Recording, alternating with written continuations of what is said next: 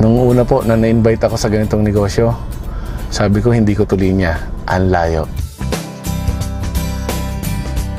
And sabi ko, misis ko na lang ang kailangan.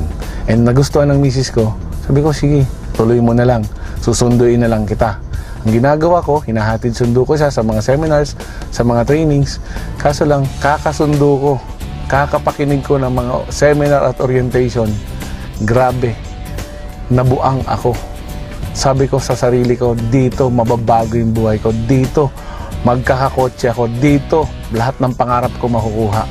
Pagsali ko po sa AIM Global, nagulat ako.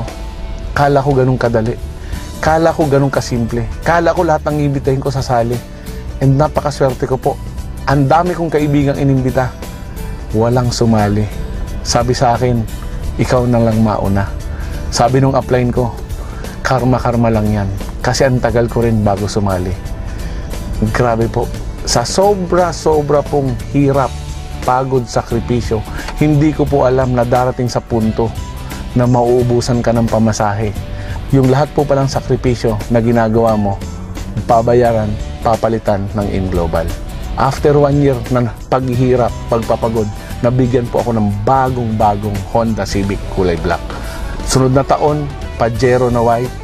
And ang maganda po nun, nabigay po sa akin yung mga pangarap ko na mag-travel ng libre.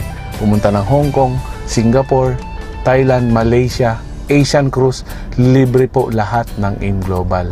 And ang pinakamaganda po nun, 2 beses na po akong nabigyan ng chance maging libreng pumunta sa Amerika. We're going to Las Vegas! To watch? To watch Manny Pacquiao! Siguro po kung hindi ko ginawang AIM Global, wala rin po ako ngayon. Engineer po ako. Yung tatrabahuhin ko ng 100 taon as engineer, sa 5 taon lang po binigay na sa akin ng AIM Global. After 5 years, hindi ko po pinangarap. Eto, mainit-init pa, H2 Hammer, na ilan lang po ang meron sa Pilipinas.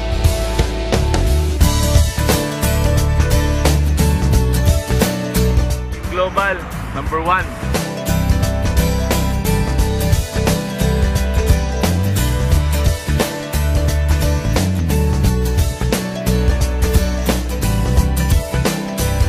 Grabe po talaga ang AIM Global. Sobra-sobrang blessing po ang ibinibigay. Sa AIM Global po, lahat posible.